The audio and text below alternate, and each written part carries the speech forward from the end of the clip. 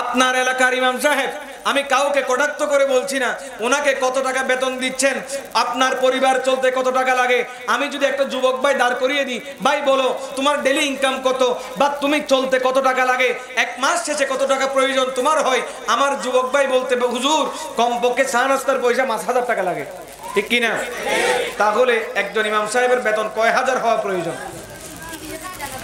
তো আমরা নিজেরাই আমাদেরকে ধ্বংস করে দিচ্ছি। মনে রাখবেন, কাল কিয়ামত দিবসের মধ্যে এই ইমাম সাহেবের কারণে এলাকার মানুষ সবাই জাহান্নামে চলে যাবে। এলাকার মানুষ সবাই জাহান্নামে যাবে।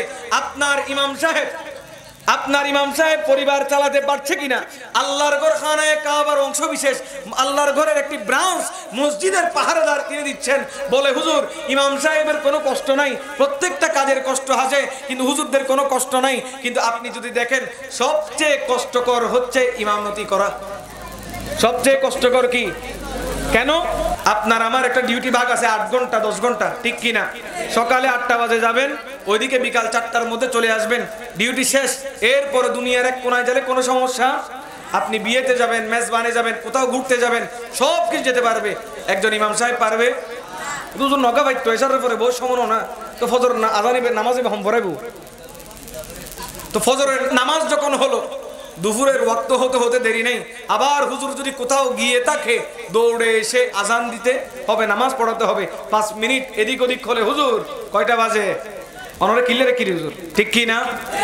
আমার ওয়াইফের সাথে আমি গরম করে কথা বলতে পারি না, কিন্তু ঠিকই আমি ইমাম সাহেবের সাথে বড় গলায় কথা বলি, বড় দুঃখের সাথে বলতে হয়।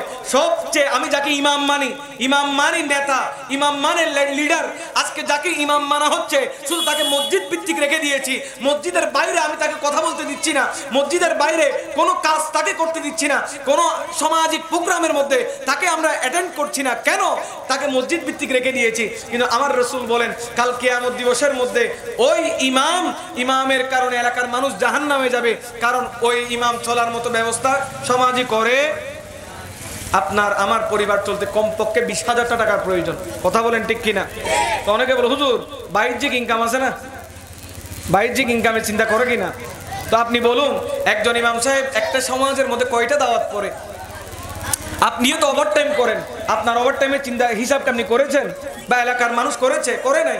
তো উনি ওভারটাইম হিসেবে ওনার ডিউটির পরে দাওয়াত পড়তে গিয়েছে, ওনার পরিবার কিভাবে চালাবে? উনি কষ্ট করছে, আপনারা যখন বেতন দিচ্ছেন না, তা আপনারা একটা যোগ্য সম্মান ওনাকে দিয়ে দেখবেন আপনাদের মসজিদও ঠিকভাবে চলছে, এলাকার মধ্যেও রহমত হচ্ছে। সুবহানাল্লাহ বলবেন না? সেই জন্য এই মাহফিল থেকে একটা মেসেজ দিয়ে যায়, ওনাদের সাথে সুন্দর আচরণ করবেন, ভালো ব্যবহার করবেন, চেষ্টা করবেন ওনাদেরকে যোগ্য সম্মানী দেওয়ার জন্য। এই মাহফিল হবে, বাহির থেকে বক্তা এনে 8-10 হাজার টাকা দিবেন না? ও বারে তুমি বক্তা আনিলে 1 ঘন্টা করিয়ে না যাবো, 8-10 হাজার টাকা দিবেন।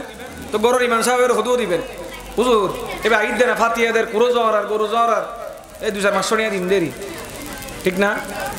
আমি এই মাহফিলকে বলছি না, এলাকায় মাহফিল অসংখ্য হচ্ছে, হেদায়েত হচ্ছে না। মাহফিল করে লাভ কি যদি আমি আরেকজনের হক আদায় না করি?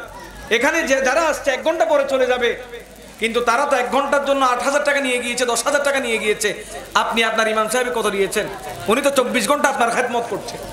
তো যিনি সারা মাস আপনার বিপদে আপদে, আপনার সন্তান অসুখ হলে উনি এসে ফাতিহা দিয়ে দিচ্ছে, আপনার সন্তানকে কোনো আসরে পেলে উনি ঝেড়ে দিচ্ছে, সূরা ফাতিহা পড়ে সব কিছু দুঃখে সুখে আপনি ওনাকে পাচ্ছেন, একজন বক্তাকে পাচ্ছেন। আমি কোনো বক্তার বিপক্ষে নয়, শুধু এতটুকু বলি, সারা বিশ্বের যত মসজিদ আছে প্রত্যেকটা মসজিদ কমিটির প্রয়োজন যোগ্য সম্মানী ইমাম সাহেব মুয়াজ্জিন সাহেবকে দেওয়ার। আল্লাহ আমাদেরকে বুঝার তৌফিক দান করুক, প্রত্যেকে বলি আমিন।